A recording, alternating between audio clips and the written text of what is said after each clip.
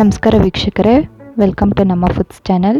ಕರ್ಬೂಜನ್ juice ಹೇಗೆ ಮಾಡೋದು ಅಂತ ನೋಡೋಣ. ಈ ರಜಾ ಸ್ಟೈಲಲ್ಲಿ ನೋಡಿ, ಈ ಥರ ನಾನು ಹೇಗೆ ಮಾಡೋದು ಅಂತ ನಾನು ಈ ವಿಡಿಯೋದಲ್ಲಿ ನಾನು ನಿಮಗೆ ನೋಡಿಸ್ತೀನಿ. ಈ ಥರ ಮಾಡೋದ್ರಿಂದ ಒಂಥರ ಉತ್ಸಾಹ ಕೂಡ ನಿಮಗೆ ಇರುತ್ತೆ, ಏನಾದರೂ ಇಂಟ್ರೆಸ್ಟಿಂಗ್ ಕಲಿಬೇಕು ಅನ್ನೋದಲ್ಲಿ. ಅದಕ್ಕೆ ನಾನು ಈ ಥರ ಡೆಕೋರೇಷನ್ ಮಾಡಿದ್ದೀನಿ.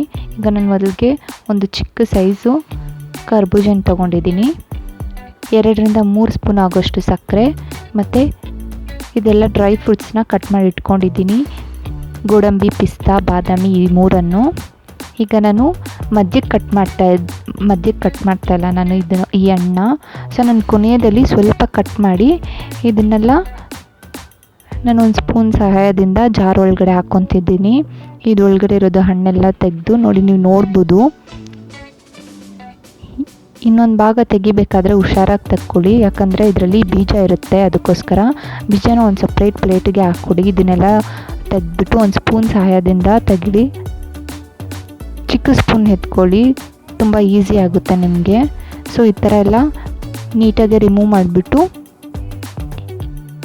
ಉಳಿದಿರೋ ಕರ್ಬೂಜನ್ನ ಜಾರ್ ಒಳಗಡೆ ಹಾಕ್ಕೊಳ್ಳಿ. ಈ ಥರ ಸ್ಕೂಪ್ ಮಾಡಿ ಹಾಕ್ಕೊಳ್ಳಿ. ನೋಡಿ, ನಿಮಗೆ ಈ ಥರ ಕಾಣುತ್ತೆ, ತುಂಬ ಚೆನ್ನಾಗಿರುತ್ತೆ. ಸೊ ಇವಾಗ ಬೀಜನ ನಾವು ಒಂದು ಪ್ಲೇಟ್ಗೆ ಹಾಕ್ಕೊಂಡಿದ್ರಲ್ಲ, ಅದರಲ್ಲೂ ಸ್ವಲ್ಪ ರಸ ಇರುತ್ತೆ.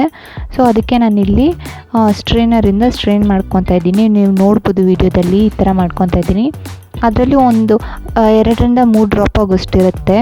ಬಟ್ ಏನೇ ಆಗಲಿ, ಅದು ಕೂಡ ಜ್ಯೂಸ್ ಅಲ್ವಾ, ಅದಕ್ಕೋಸ್ಕರ ಹಾಗೆ ಮಾಡಿಕೊಂಡೆ. ಇವಾಗ ಸಕ್ಕರೆ ಹಾಕಿ ಗ್ರೈಂಡ್ ಮಾಡ್ಕೊತಾ ಇದ್ದೀನಿ ನುಣ್ಣಗೆ.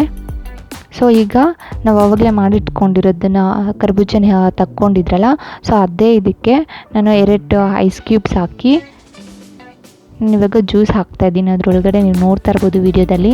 ಸೊ ಜ್ಯೂಸ್ ಹಾಕಿದ್ಮೇಲೆ ನಾವು ಕಟ್ ಮಾಡಿ ಇಟ್ಕೊಂಡಿದ್ರಲ್ಲ ಚಿಕ್ಕದು ಡ್ರೈ ಫ್ರೂಟ್ಸ್ನೆಲ್ಲ ಹಾಕ್ತಾಯಿದ್ದೀನಿ.